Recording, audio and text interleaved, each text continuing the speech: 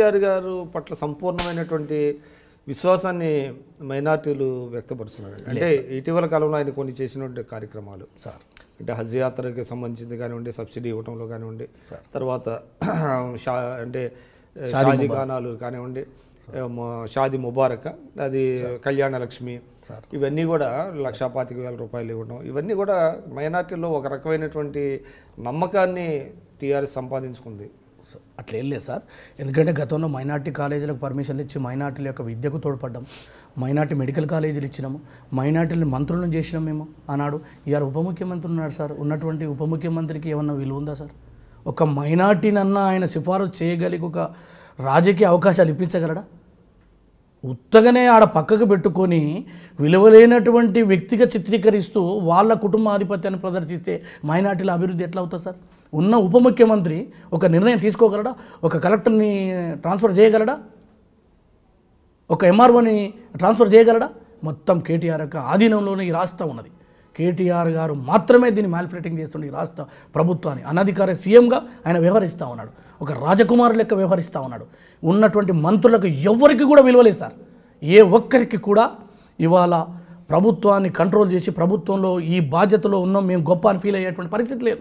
ఎమ్మెల్యేలకు కూడా లేదు, అపాయింట్మెంట్లు దొరుకుతలేవు. ప్రగతి భవన్ పోతే ఎలగొడుతురు సార్. నాకు తెలిసిన ఒకరిద్దరు ఎమ్మెల్యేలు కూడా చెప్పారు, టీఆర్ఎస్లో నాకు సన్నిహితం ఉన్నటువంటి వ్యక్తులు, క్యాజువల్గా ఫ్రెండ్లీగా మాట్లాడేవారు, 2 నెలలు అయింది అపాయింట్మెంట్ దొరకకంటా ఉన్నారు. ఏ సార్ ప్రభుత్వం ఇది? అటు పోతే గజ్వెల్కి పోవాలి, ఫామ్ హౌస్కి పోవాలి. ఈ ప్రభుత్వం ఎన్నుకుంది ఫామ్ హౌస్ల కోసమా? ప్రగతి భవన్ కోసమా?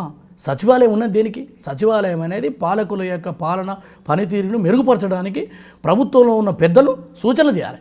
ఇవేవి చేయకుండా ఇంట్లో కూర్చొని కాగితాలు ఇచ్చేసినాం, మేము ఇచ్చేసినాం, ట్రాన్స్ఫర్ చేసేసినాం పొండి అంటే అది కాదు సార్. ఇవాళ ముఖ్యమంత్రి గారు రాక ఎన్ని రోజులైంది సార్? లెక్క తీయండి. వచ్చినటువంటి 40 ఇప్పుడు దాదాపు 4.5 సంవత్సరాలు కావస్తూ ఉంది. ఎన్నిసార్లు వచ్చారు ముఖ్యమంత్రి గారు? గతంలో ఉన్న ముఖ్యమంత్రి ఇట్నే చేసిరా? మీకు వాస్తు వ్యక్తిగతంగా ఉండొచ్చు, మీ అభిప్రాయం మీకు ఉండొచ్చు, వాస్తు పట్ల మీకు ప్రేమ ఉండొచ్చు, కానీ గతంలో ముఖ్యమంత్రి చేయలేదా? ఇదే సచివాలయంలో తెలంగాణ బిల్లు వచ్చింది కదా, విమానాల్లో వచ్చింది కదా బిల్లు. మరి ఏమిటి ఇదంతా? అంటే వారు ఇవాళ తమ వ్యక్తిగతమైనటువంటి పనుల కోసం మాత్రమే అక్కడ ఫైర్ భవన్గా మారింది ప్రగతి భవనం. ఉన్న ఫామ్ హౌస్ వాళ్ళ వ్యక్తిగత కుటుంబాల అవసరాల కొరకే మారింది అనేది మాకున్నటువంటి అభిప్రాయం. కాబట్టి పాలకులు ఎప్పుడు కూడా సచివాలయం నుంచే పరిపాలన చేయాలి. అటువంటి పరిస్థితి తెలంగాణ రావాలి. అది రావాలంటే కాంగ్రెస్ ద్వారా సాధ్యమవుతుంది. గతంలో ఉన్న ముఖ్యమంత్రి, కాంగ్రెస్ ముఖ్యమంత్రి కానీ తెలుగుదేశం కానీ సచివాలయం నుంచే నడిపారు. కానీ ఇప్పుడున్న ముఖ్యమంత్రి గారు రాకపోతే ప్రశ్నిస్తే నీకెందుకే, నేను కొత్త ప్రశ్న ఇస్తున్నావేందా అని విలేకరులను కూడా బెదిరించేటువంటి పరిస్థితి. ఇది నవ్వుకుంటా ఉన్నారు. తెలంగాణ రాష్ట్రంలో రాజరిక పరిపాలన కొనసాగుతుందని దేశం మొత్తం అనుకుంటుంది. నేనొక్కరిని కాదు సార్. అసలు ఏంటిది? రాజుల కాలంలో ఉన్నావా? 1500వ శతాబ్దం 1600వ శతాబ్దంలో ఉన్నావా? ఇది రాజరిక పాలన కాదు. ప్రజలు ఎన్నుకున్న ప్రభుత్వం ప్రజలకు జవాబుదారుగా ఉండాలి. అది నా ప్రభుత్వమైనా మీ ప్రభుత్వమైనా. ఇవేవి చేయకుండా ఉట్టిగానే మాటలు మాట్లాడి ఎదురు మాట్లాడి తలకాయ ఉందా, మెదడు ఉందా, సన్నాసులు, దద్దమ్మలు ఇలాంటి వల్గర్ భాషలు మాట్లాడి మీరు ప్రజల్ని కన్ఫ్యూజ్ చేస్తే ఒక్కరోజు సంబురం ఉంటుంది, ఆ తర్వాత సంబురం ఉండదు. తప్పకుండా ఎక్కడైతే ఉద్యమం ముట్టిందో ఆ ఉద్యమంతోనే బదలా తీర్చుకుంటుంది ఈ తెలంగాణ ప్రజలు. అవకాశం కోసం చూస్తుర్రు. ఎందుకంటే ఇంకా ఏమైనా పెడతారేమో, ఇంకేమైనా ఉంటాయేమో అని అంటే ఆశ ఉంటుంది ఎవరికైనా.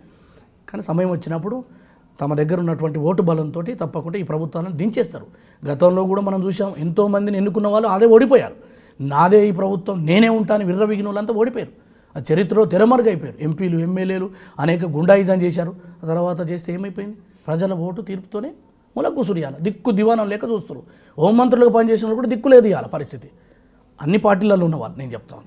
అటువంటి పరిస్థితులు ఉంటాయి. కాబట్టి ప్రజలకు దూరం కాకూడదు, ప్రజలకు ఎప్పుడు దూరం కాకూడదు. ఏకఛత్రాధిపత్యము, మోనోపలి సిద్ధాంతాన్ని తను అన్వయించుకున్న రోజు ఏ రోజు ముందర పడాలి. అది ఏ ప్రభుత్వం లిబరల్గా ఉండాలి.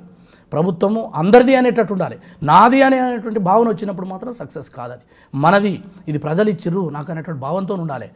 మీకు గొర్రెలు ఇచ్చేసినా, బర్రెలు ఇచ్చేసినా, లేకపోతే ఆవు ఇచ్చేసినా, కార్పొరేషన్ చైర్మన్ ఇచ్చేసినా అంటే ఇదేంటి? నువ్వు ఇవ్వడం మేము తీసుకోవడం, ఇది ఇవాళ నడుస్తున్నటువంటి అంటే దొరల పరిపాలన. ఇండైరెక్ట్గా మేము ఇస్తాం, మీరు తీసుకోరు అంతే.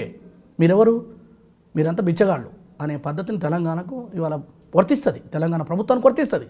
ఇది మార్చుకోమంటున్నాం మేము, అంతే తప్ప ఇంకో రకమైనటువంటి భేదాభిప్రాయం లేదు మాకు ఈ ప్రభుత్వం మీద. మీ పాలనలో మీరు తీసుకునేటువంటి కార్యక్రమాలు ఏమైనా మంచి ఉంటే స్వాగతిస్తాం. ఎందుకు స్వాగతించాం సార్?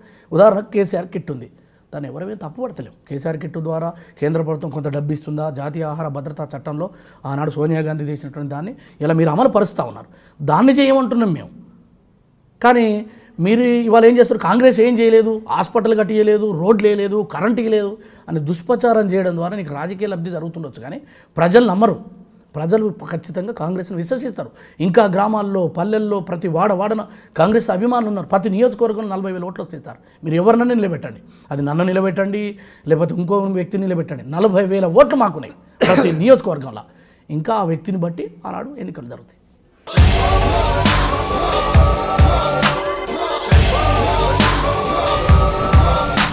ఫోటోలో ఉన్న వ్యక్తి ఎవరమ్మా? మీ ఆయన చనిపోయారా? అయ్యో, ఎక్కడ పడితే అక్కడ, ఏది పడితే అది వాగుతున్నాడని పోలీసులు నగర బహిష్కరణ చేశారండి.